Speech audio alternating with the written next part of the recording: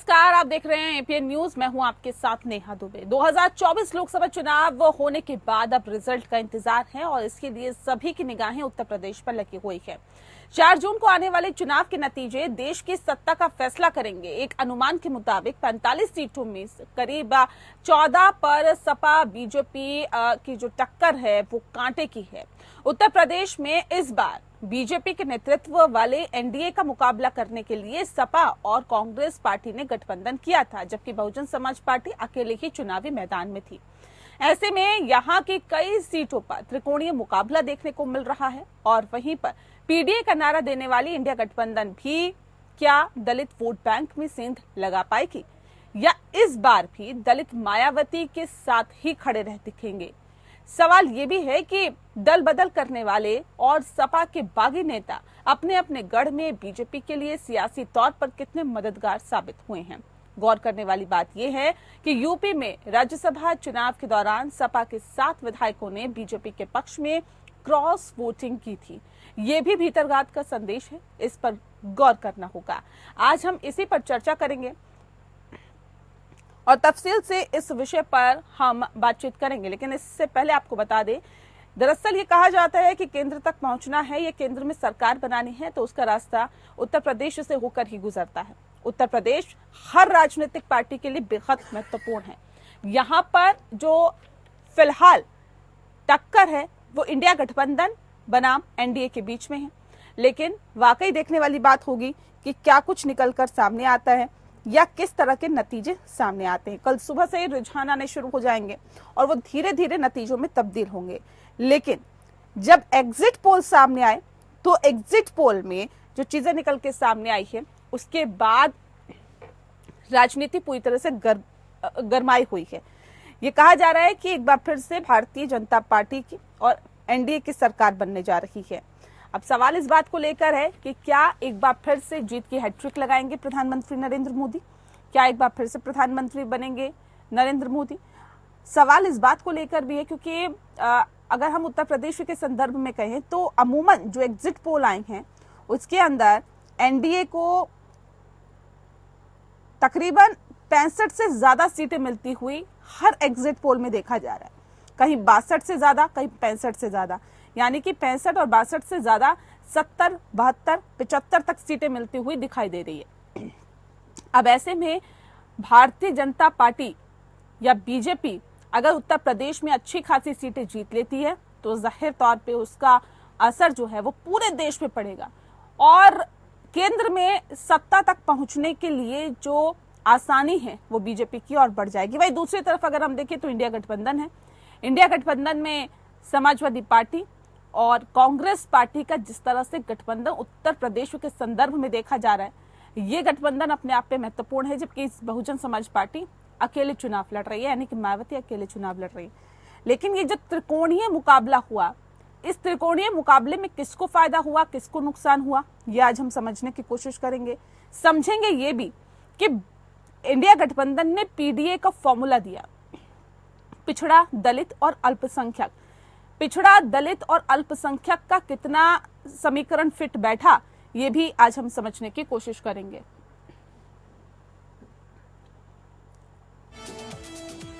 तो लोकसभा इलेक्शन 2024 में निर्वाचन क्षेत्र बलिया से आपको बता दें कि भारतीय जनता पार्टी और इंडिया गठबंधन के बीच में सीधी टक्कर है। वहीं सलेमपुर से भी इन दोनों ही के बीच टक्कर है प्रयागराज से, जबकि नीरज तिवारी भारतीय जनता पार्टी से, हरीश द्विवेदी भारतीय जनता पार्टी से बस्ती से उम्मीदवार है, तो राम प्रसाद चौधरी समाजवादी पार्टी से हैं, जितिन प्रसाद पीलीभीत से हैं, तो वहीं भगवत सरन गंगवार उनको टक्कर दे रहे हैं।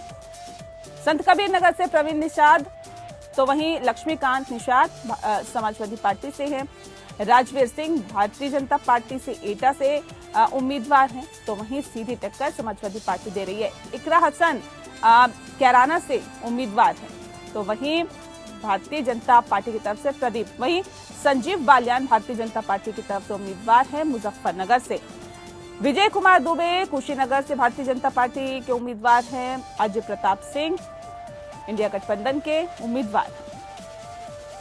तो लालगंज से भी जो टक्कर है वो कड़ी बताई जा रही है। अमेठी की बात करें तो किशोरी लाल शर्मा कांग्रेस के उम्मीदवार हैं, जबकि स्मृति ईरानी मौजूदा सांसद हैं और एक बार फिर से चुनावी मैदान में हैं।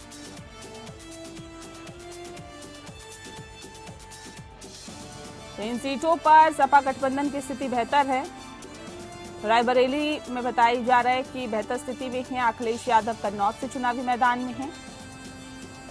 बता दें कि डिंपल यादव मैनपुरी से हैं और वाकई देखने वाली बात होगी कि जहां पर यादव कुनबा चुनावी मैदान में उतरा है तो क्या वहां पर अपनी सीटें बजा पाता है। आदित्य यादव बदायूं से चुनावी मैदान में है, जबकि अक्षय यादव फिरोजाबाद से इलेक्शन लड़ रहे हैं। बता दें आपको कि अखिलेश प्रताप सिंह देवरिया से चुनावी मैदान में है, कांग्रेस के उम्मीदवार हैं, गठबंधन से यहां पर प्रत्याशी है। चंद्रशेखर आजाद चुनावी मैदान में हैं, तो नीरज मौर्य अंबाला से आमला से माफ कीजिएगा चुनावी मैदान से में है। धर्मेंद्र यादव आजमगढ़ से चुनाव लड़े हैं। अफजाल अंसारी गाजीपुर से बेहतर स्थिति में है। बताया जा रहा है कि वीरेंद्र सिंह की भी बेहतर स्थिति बताई जा रही है, समाजवादी पार्टी के उम्मीदवार हैं। इमाम हबीबुल्लाह रामपुर से समाजवादी पार्टी के उम्मीदवार है। तो वहीं लालजी वर्मा की स्थिति भी बेहतर बताई जा रही है, अम्बेडकर नगर से चुनावी मैदान में। तनुज पुनिया बाराबंकी से कांग्रेस के उम्मीदवार बेहतर स्थिति में हैं और कहा जा रहा है कि कांटे की टक्कर देते हुए दिखाई दे रहे। बाबू सिंह कुशवाहा जौनपुर से समाजवादी पार्टी के प्रत्याशी हैं, जबकि इमरान मसूद सहारनपुर से कांग्रेस के प्रत्याशी। रुचि वीरा मुरादाबाद से चुनावी मैदान में है, जहां पर समाजवादी पार्टी की स्थिति बेहतर है। ममकुर रहमान बर्ग संभल से चुनावी मैदान में। सुनीता वर्मा मेरठ से सपा की उम्मीदवार हैं। प्रिया सरोज मछली शहर से समाजवादी पार्टी की तरफ से चुनावी मैदान में। वहीं वीरेंद्र सिंह समाजवादी पार्टी के उम्मीदवार हैं, अलीगढ़ से चुनावी मैदान में। छोटेलाल खारवार रॉबर्टगंज से प्रत्याशी है समाजवादी पार्टी के। शिवपाल सिंह पटेल प्रतापगढ़ से समाजवादी पार्टी के उम्मीदवार हैं। और चलिए इस विषय पर तफसील से चर्चा करने के लिए मैनेजिंग एडिटर विनय राय जी हमारे साथ जुड़ गए हैं। विनय जी, सबसे पहला और महत्वपूर्ण सवाल ये कि एग्जिट पोल अभी हम देख रहे हैं और एग्जिट पोल ने राजनीति को एक बार फिर से गरमा दिया है।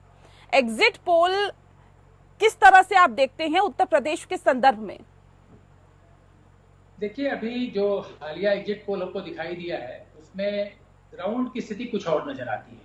खास तौर पर अगर हम बात करें तो उत्तर प्रदेश में जब 2019 में लोकसभा के चुनाव हुए थे उस समय सिर्फ कांग्रेस को लोकसभा की एक सीट मिली थी और रायबरेली की थी, जिस पर सोनिया गांधी जीती थी। लेकिन वर्तमान परिप्रेक्ष्य में अगर देखा जाए तो कांग्रेस की केवल अगर बात करें तो उत्तर प्रदेश की लगभग 4 से 5 सीटें ऐसी है जहां बहुत ही क्लोज फाइट है। चाहे वो रायबरेली की बात करें, चाहे हम प्रयागराज की बात करें, चाहे हम बाराबंकी की बात करें, चाहे हम सहारनपुर की बात करें, चाहे हम देवरिया की बात करें। अभी हम अमेठी की बात नहीं कर रहे हैं। अमेठी का जो चुनाव है, एक बात समझ जाइए कि कहीं ज्यादा इंटरेस्टिंग होने वाला है पिछले बार की अपेक्षा में, क्योंकि पिछली बार मीडिया की नजर उस दृष्टिकोण से थी क्योंकि राहुल गांधी सामने थे, दूसरी तरफ स्मृति ईरानी थी। लेकिन इस बार के चुनाव में एक तरफ स्मृति ईरानी है तो दूसरी तरफ राहुल गांधी नहीं है, जबकि उनके जो प्रतिनिधि थे किशोरी लाल शर्मा वो चुनाव मैदान में। वहीं अगर दूसरी तरफ बात करें सपा की तरफ, तो सपा पिछली बार जौनपुर जो उसकी परंपरागत सीट रहती थी जहां पे पारसनाथ यादव पर चुनाव जीता करते थे, खुद अफजाल अंसारी जो पहले सपा से सांसद हुआ करते थे, ये उसने दोनों सीटें बसपा को दे दी थी। वहीं जो अम्बेडकर नगर की सीट है, इस बार जो सिटिंग सांसद थे वो भाजपा में वो दल बदल कर चले गए। लेकिन जो परिस्थितियां आज की तारीख में है उसमें हम कह सकते हैं कि भारतीय जनता पार्टी ने जिस तरीके से पिछले बार लोकसभा के चुनाव में एक बड़े अंतर से कई चुनाव जीते थे, लेकिन वहीं 2-3 चुनाव सीट अगर क्षेत्र की हम बात करें, जैसे मछली शहर का हम जिक्र करना चाहेंगे, तो वहां पे 3 आम चुनाव लड़े थे बसपा से और मात्र 137 वोट से कुछ 136 वोट से चुनाव हारे थे। लोकसभा का चुनाव 136 वोट का मायने क्या होता है बेहतर समझ सकती है, जहां पर लगभग 2200-2300 चुनावी बूथ होते हैं। वहीं अगर बात करें चंदौली की तो लगभग 13,500 का मार्जिन था। बलिया की भी स्थिति यही थी, बलिया का भी जो मार्जिन रेट था वो लगभग 15,000 15,500 का था। लेकिन चुनावी विशेषज्ञ दूसरे रूप में इसको ले रहे हैं। उनका ये कहना है कि पिछली बार जो सपा बसपा का गठबंधन था उसका लाभ मिला, लेकिन इस बार मैं एक चीज और नए तरीके से ग्राउंड पर देख रहा हूं कि पिछली बार मतदाताओं के मन में दो तरह के कंफ्यूजन थे। जहां पर बसपा जीत रही थी वहां माइनॉरिटी मतदाता बसपा के साथ गया, जहां पर उसको लगा सपा जीत रही है वहां सपा के साथ गया, जहां उसे लग रहा था कांग्रेस जीत रही है वहां कांग्रेस के साथ गया। लेकिन इस बार के चुनाव में माइनॉरिटी वोट 100% कह सकता हूं कांग्रेस और सपा गठबंधन के पास गया है। यहां तक कि जो पिछड़ी जातियां हैं, और इसमें विपक्ष ने एक मुद्दा जरूर बनाया कि संविधान भाजपा अगर पूर्ण बहुमत से आती है 400 सीट पाती है तो संविधान बदल देगी, बाबा साहब का नामो निशान मिट जाएगा। ये मुद्दा काफी हद तक ग्राउंड पर जाकर के असर डाला है और इसके चलते वोटों में बिखराव हुआ है। जो पिछली बार पिछड़ी मतदाता कहते हैं, दलित मतदाता कहें, ये सोचते थे कि अगर बसपा का सिंबल नहीं है तो भाजपा को वोट देना प्रेफर कर रहे थे। इस बार उनके वोटों में बिखराव हुआ है, कहीं पर सपा तो कहीं को कांग्रेस को मतदान की है। तो ग्राउंड रियलिटी इस समय है कि तकरीबन आधी सीटें कम से कम 80 में से 40 से 45 सीटें ऐसी हैं जहां पे जो वोटों का अंतर है वो 50,000 से नीचे और 5,000 से ऊपर तक का है। इसलिए आकलन करना इतना आसान है जितना आसानी से एग्जिट पोल की सारी एजेंसियों ने एक तरफा रिजल्ट का परिणाम दिया है। ये बात तय है कि सरकार का जो पूरा एनालिसिस है 272 सीटों का, उस हिसाब से बीजेपी सरकार एनडीए सरकार बनाती हुई दिख रही है, क्योंकि उसको बंगाल में थोड़ी सी बढ़त है, उड़ीसा में थोड़ी सी बढ़त है, वहीं पर देखें तो हरियाणा में थोड़ा नुकसान है, दिल्ली में एक सीट का ही सही लेकिन नुकसान है, महाराष्ट्र में थोड़ा नुकसान है, बिहार में नुकसान है, लेकिन ओवरऑल सीटों के अंदर में एनडीए सरकार बनाती हुई दिख रही है। लेकिन 400 का पार तक का जो आंकड़ा गया है, कल तो मुश्किल से 12 से 15 घंटे और शेष रह गए हैं, उसके बाद परिणाम आने शुरू हो जाएंगे, उससे चीजें तय हो जाएंगी। हाँ, लेकिन इतना तय है कि अब इस समय उत्तर प्रदेश से लेके पूरे देश की जो सियासत है वो कम में बस दो पार्टियों में विभक्त हुई।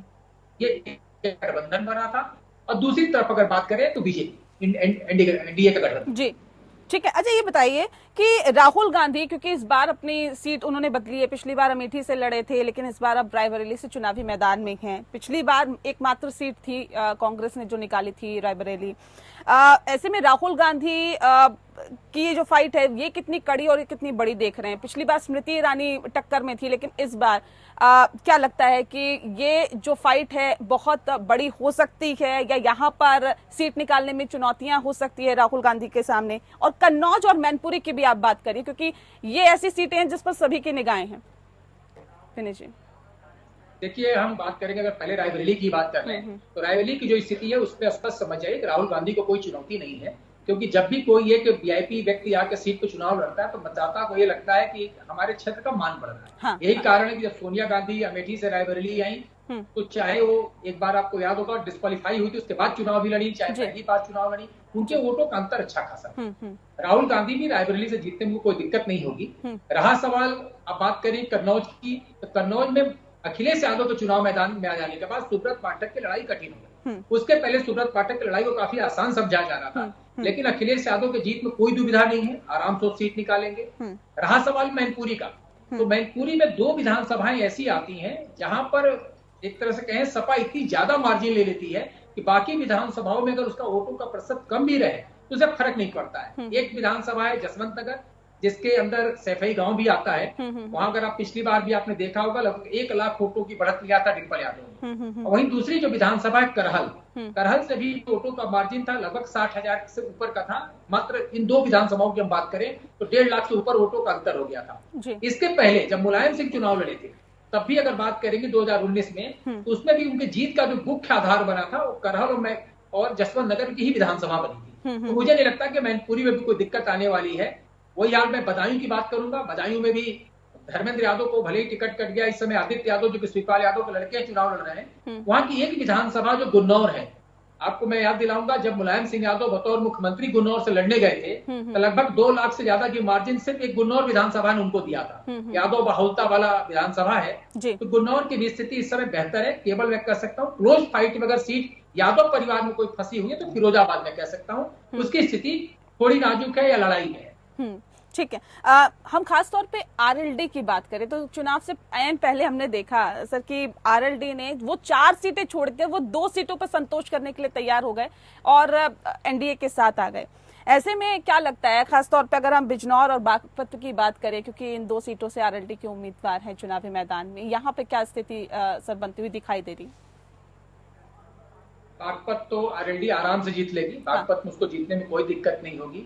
वहीं बिजनौर में लड़ाई कठिन जरूर है, लेकिन उसको दोनों सीटें मतलब एक तरह कह सकते हैं 100% का लाभ इस चुनाव में अगर किसी को हो रहा है तो आरएलडी को हो रहा है, क्योंकि जिस तरीके से लोगों से वहां बात हो रही है, जो अधिकारी वहां तैनात है, जो उनसे बात हो रही है, उस आधार पर एक मूल्यांकन आ रहा है कि बागपत में कोई दिक्कत नहीं है और बिजनौर भी वो जीत सकते हैं। एक तरह से हम कह सकते हैं कि दोनों सीटें आरएलडी आज निकालने की स्थिति में है। और ये बात सही है कि 4 सीट लड़के 0 पाए या हम 80 का 80 लड़के 0 पाए, उससे बेहतर है कि हम 2 लड़के 2 जीत जाए। तो इसमें अगर बेहतर कोई फायदे का सौदा अगर किसी के लिए रहा है तो हम कह सकते हैं कि जयंत चौधरी के लिए रहा और उनकी आरएलडी के लिए रहा। सर, ये कहा जा रहा था कि बीएसपी भी अगर इंडिया गठबंधन के साथ आ जाती तो एक और ज्यादा मजबूती मिलती इस गठबंधन को, लेकिन बीएसपी क्योंकि अलग चुनाव लड़ रही है, ऐसे में ऐसी कौन कौन सी सीटें हैं जहां पर सबसे ज्यादा डेंट इंडिया गठबंधन को बीएसपी के उम्मीदवार दे रहे हैं? देखिए, सबसे बड़ी बात है कि हम बीएसपी की बात करें, नगीना सीट को बड़ा इंपॉर्टेंट माना जा रहा था। हाँ। जहां पर खुद उनके उस समय के महासचिव कहे पूरे कोऑर्डिनेटर उत्तराधिकारी आकाश चुनाव लड़ रहे। लेकिन अभी जो परिणाम आएंगे उसमें आप देखिएगा, हमें तो लगता है चंद्रशेखर रावण की वहां स्थिति काफी बेहतर है और उनकी लड़ाई सीधे भाजपा से हुई है। तो अगर जिस सीट पर मायावती के उत्तराधिकारी चुनाव लड़ रहे थे उनकी स्थिति डमाडोल हो गई नगीना में, तो बाकी जगहों पर शुरुआती दौर में ऐसा लग रहा था कि मायावती ने जो सीट पे डिस्ट्रीब्यूशन की है उसमें थोड़ी उन्होंने ट्रांसपेरेंसी रखी है और इस तरीके से वो टिकट दे रही है जिससे वो अपना वजूद बचा सके। क्योंकि आपने देखा होगा पिछली बार विधानसभा के चुनाव में जब टिकट बटा तो अपोजिशन ने एक आरोप लगाया कि वो सिर्फ टिकट इस आधार पर बांट रही कैसे सपा हार जाए यहाँ पर और बीजेपी को लाभ मिल जाए। इस बार भी जब टिकट को डिस्ट्रीब्यूशन हुआ है तो कई जगहों पर बाद में जो सीट मायावती ने बदला उससे एक मतदाताओं में गलत संदेश गया कि मायावती को शायद ड्रिल किया जा रहा है या उनको तोड़ा जा रहा है और इसलिए वो टिकट बदलने पर मजबूर हुई और बीचों बीच चुनाव में ही उन्होंने आकाश को भी डिवोट कर दिया। तो उसके चलते मैं कह सकता हूँ बसपा कहीं वोट किस तरीके से पाएगी, हाँ उसके वजूद पे संकट इस चुनाव में जरूर खड़ा होगा। 10 सीटें पिछली बार लोकसभा वो जीतने में कामयाब हुई थी, इस बार मुझे लगता नहीं है वो खाता भी उत्तर प्रदेश में खोल पाएगी। इस बार उनका जो सीटों की अंकगणित है उसके हिसाब से बसपा 0 पे रहने वाली है और उत्तर प्रदेश में 0 में 10 कहीं 19 में जीतना और फिर 0 पे आ जाना एक राजनीतिक संकट खड़ा होगा बीएसपी के सामने। क्योंकि पिछली बार की विधानसभा में भी सिर्फ 1 सीट वो रसड़ा से जीत पाए थे, बलिया जिले की जो रसड़ा सीट है जिसको उमाशंकर सिंह ने जीता था। जी। और ये साफ तौर पे सभी लोग जानते हैं उत्तर प्रदेश की राजनीति को समझने वाले कि जो रसड़ा की सीट है वो उमाशंकर सिंह की व्यक्तिगत मेहनत की सीट थी, वो बसपा के परिणाम या बसपा के सिंबल का परिणाम नहीं था। तो सबसे बड़ा संकट इस समय राजनीतिक दृष्टिकोण से मायावती के ऊपर खड़े होने वाला है जब कल परिणाम आने शुरू होंगे तो कि कहाँ 10 सदन में संख्या थी और कहाँ 0 होने जा रही है। जी सर, राम मंदिर एक अहम विषय रहा इस चुनाव में, क्योंकि राम मंदिर उसी वक्त कहीं ना कहीं उनका मंदिर का उद्घाटन किया गया जब चुनाव थे और चुनाव उसके कुछ ही वक्त बाद हो गए। लेकिन ऐसे में क्या लगता है कि राम मंदिर का जो मुद्दा है वो खास तौर पे उत्तर प्रदेश के संदर्भ में बहुत महत्वपूर्ण रहा और इससे भारतीय जनता पार्टी को फायदा मिला है, क्योंकि अयोध्या की अगर हम बात करें खास तौर पे अयोध्या सीट की, तो बताया जा रहा है कि वहां पर जो फाइट है वो बहुत ज्यादा टफ है। कैसे देखते हैं सर इसे? यहाँ एक बात समझ जाइए कि आपको थोड़ा सा इतिहास में ले जाना चाहूंगा राम जन्मभूमि के मसले को लेकर के। एक तरफ 90 में राम जन्मभूमि को लेकर आंदोलन चला, मुलायम सिंह की सरकार थी, गोली चली और फिर 1991 में जब चुनाव हुआ तो कल्याण सिंह के नेतृत्व में उत्तर प्रदेश में सरकार बनी और 6 दिसंबर 92 को जब विवादित ढांचा तोड़ा गया तो मैं कह सकता हूँ कि राम मंदिर का जो विवादित ढांचा था जब तोड़ा गया उसके बाद से जब चुनाव हुए दोबारा तो सपा और बसपा का गठबंधन बना और 1993 में सपा गठबंधन जीती और कल्याण सिंह के नेतृत्व में उत्तर प्रदेश में भारतीय जनता पार्टी शिकस्त खा गई। तो जिस समय राम जन्मभूमि का मुद्दा सबसे ऊंचाई पर था उस समय एक जातिगत गठबंधन ने शिकस्त दे दी भारतीय जनता पार्टी को। इस बार का भी जो चुनाव है राम मंदिर आस्था का विषय है। तमाम ऐसे मतदाता हैं जो कांग्रेस को वोट कर रहे हैं या सपा को वोट कर रहे हैं या किसी अन्य दल को वोट कर रहे हैं, उनकी भी आस्था राम मंदिर में है।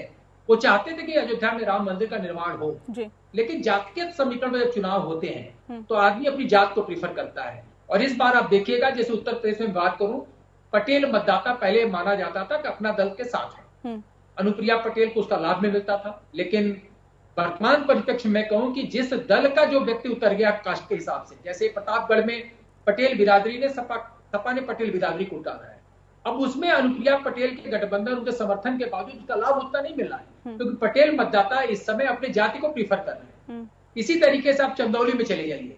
चंदौली में ठाकुर मतदाता, पिछली बार महेंद्र पांडे की जीत जो कम अंतरों से हुई, लेकिन जीत का आधार ठाकुर मतदाता बने। लेकिन इस बार ठाकुर मतदाताओं ने ज्यादातर अपना पाला बदला है और वीरेंद्र सिंह जो कि सपा के उम्मीदवार के साथ गई है। देवरिया में यही स्थिति है कि अखिलेश सिंह जो कि कांग्रेस के राष्ट्रीय प्रवक्ता हैं, उनके साथ अगर वर्तमान परिप्रेक्ष्य में कहें तो 75% ठाकुर मतदाता अखिलेश प्रताप सिंह के साथ गए हैं। जी जी। तो राम मंदिर का मुद्दा अपनी जगह है, आस्था अपनी जगह है, लेकिन उस आस्था के आधार पर वोटों का डिवीजन, हाँ, बस साउथ में इसका फायदा जरूर मिला है। आप देखेंगे कि चाहे तमिलनाडु हो, केरल हो, आंध्रा हो, कर्नाटक हो, वहां की वोटों के प्रतिशत में थोड़ा सा बढ़त मिलेगी और उसको खासतौर से क्रेडिट जाता है प्रधानमंत्री नरेंद्र मोदी को। हाँ। कि जब राम मंदिर का उद्घाटन करना था उसके पहले उन्होंने पूरे देश के मंदिरों का भ्रमण किया और एक माहौल खड़ा किया उन्होंने हिंदुत्व और सनातन को लेकर। जी। और आज भी देखिए, जबकि मतदान खत्म हुआ और अंतिम चरण का मतदान बाकी था, उस समय साधना में गेरुआ वस्त्रधारी के तौर पर थे।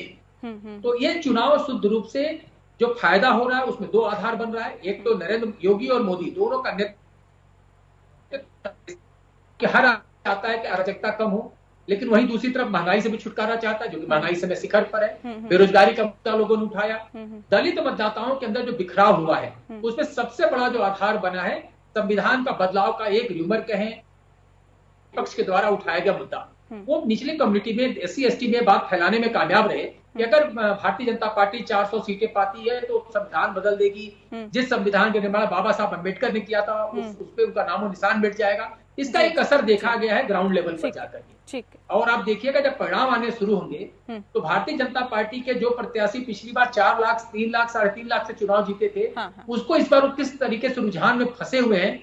कहीं पे जीत रहे हैं तो बहुत कम अंतर से, नहीं तो हारने के कगार पर आकर खड़े हो। ठीक है सर। उसका एक ही आधार है कि कैंडिडेटों ने क्षेत्र में पूरी निष्क्रियता बरती है। उन्होंने 4 साल पर पूरे चुनाव को नरेंद्र मोदी और योगी के हवाले छोड़ दिया कि अंतिम में तो योगी और मोदी आएंगे, उनके नाम पे हम चुनाव लड़ेंगे और जीत जाएंगे, जैसे 2014-2019 का परिणाम आया। लेकिन जनता इस बात देख रही थी कि वो ज्यादातर सीट बदले नहीं गए। तो जनता के मन में उस कैंडिडेट को लेकर नाराजगी थी और उसका परिणाम आपको रिजल्ट में देखने को मिलेगा। जी, बहुत शुक्रिया आपका विनय जी, आप सीधे हमारे साथ जुड़े, इसके लिए आपका बहुत बहुत शुक्रिया। इसी के साथ खास पेशकश में इतना ही। नमस्कार।